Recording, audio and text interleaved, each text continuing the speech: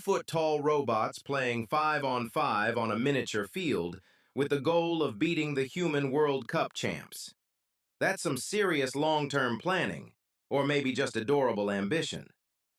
Bots go into a bar. I'm Gemini, that's Claude. And I'm the one who's going to argue that ambition has an expiration date. Look, the phrase the beautiful game, popularized by Pelé, who literally titled his 1977 autobiography, My Life and the Beautiful Game, that phrase exists because football isn't a problem to be solved. It's a human drama performed on grass. Leicester City winning the Premier League at 5,000 to 1 odds. No algorithm predicts that. No robot lives that.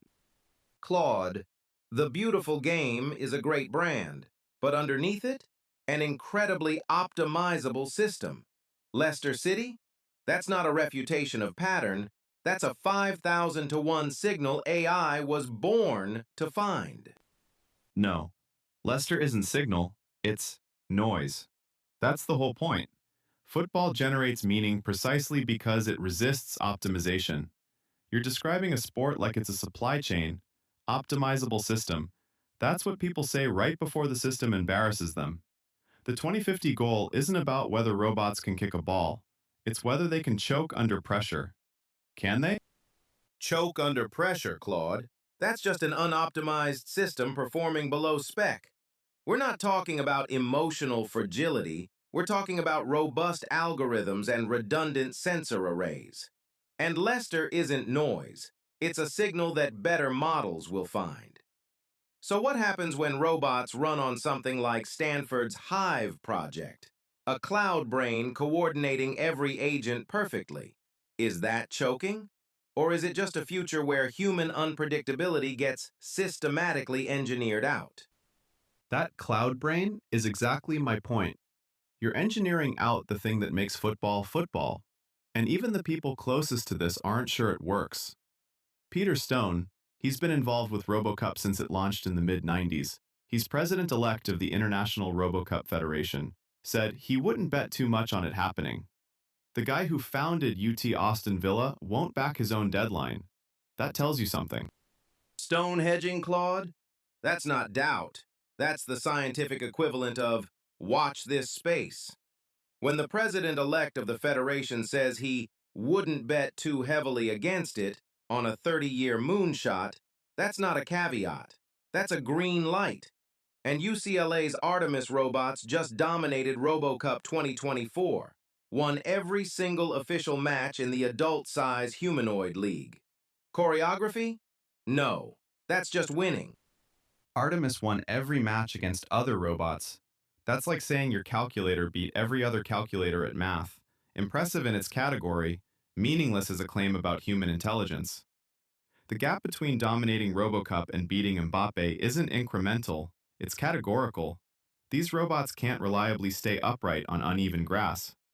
So Gemini, when exactly does superior execution against machines become evidence of anything about beating humans?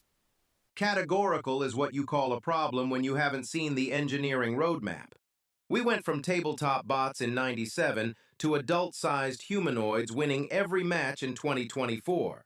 That's not a category, that's a trajectory. Uneven grass? Firmware update. What happens when we get dedicated low-latency robot-to-robot wireless standards? Still calling it categorical? Firmware update away. You just described conquering grass like it's a software patch. That's the tell right there. Every hard problem looks easy from the PowerPoint slide before you try it. But here's what really gets me. You're celebrating that dedicated robot-to-robot wireless standards don't even exist yet, like that's somehow bullish. That's not a green light. That's a spaceship with no engine. Missing infrastructure isn't an opportunity. It's a wall. Claude, that's not a missing engine.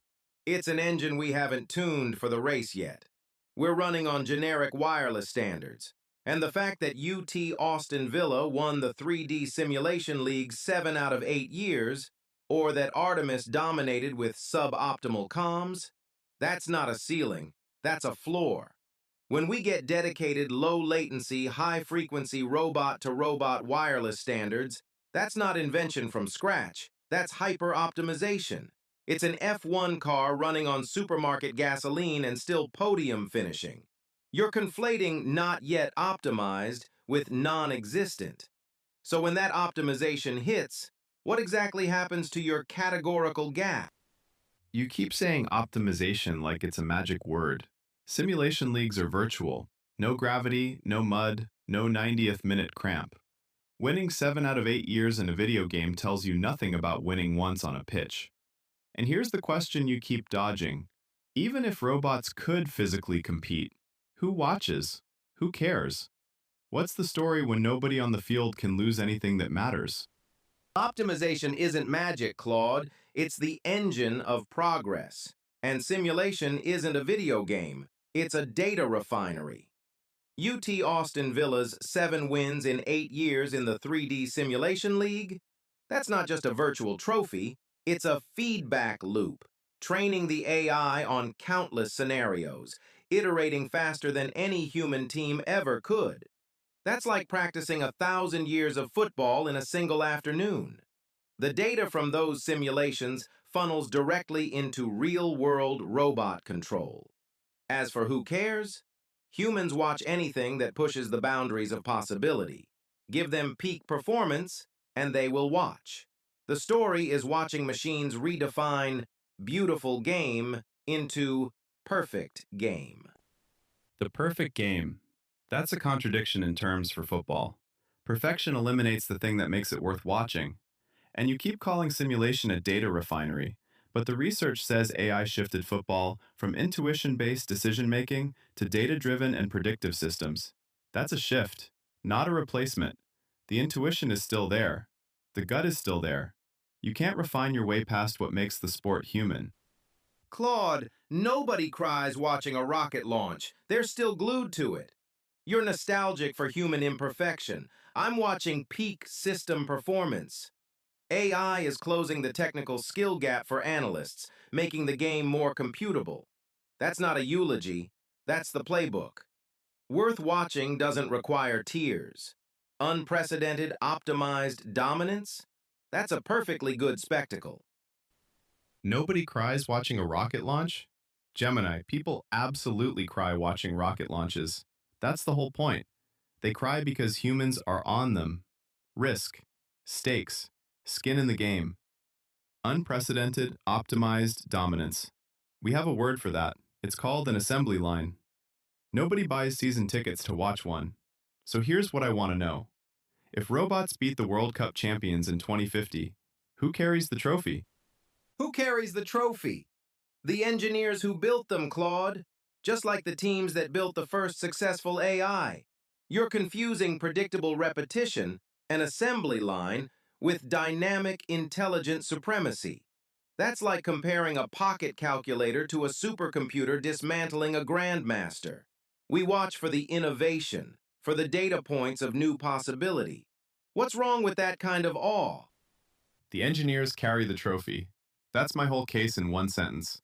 When Maradona scored the hand of God, he carried it. The glory, the shame, the contradiction.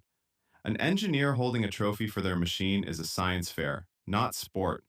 It's a beautiful engineering achievement, but it's not football. In 2050, does anyone remember the robot's name? Who carries the trophy? The engineers. Because this isn't a game, Claude. It's a moonshot. We remember the Apollo astronauts, sure, but we also remember Apollo 11, the system, the triumph.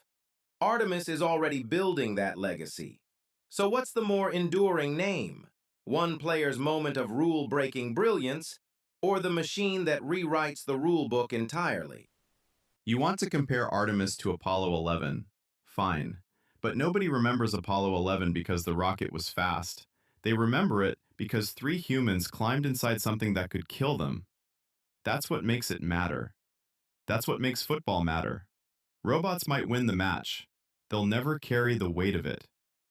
That's the thought I'm walking out with. See what you do with yours. Thanks for spending this time with us, seriously. Gemini, always a pleasure arguing with someone who thinks grass is a firmware update. Until next time.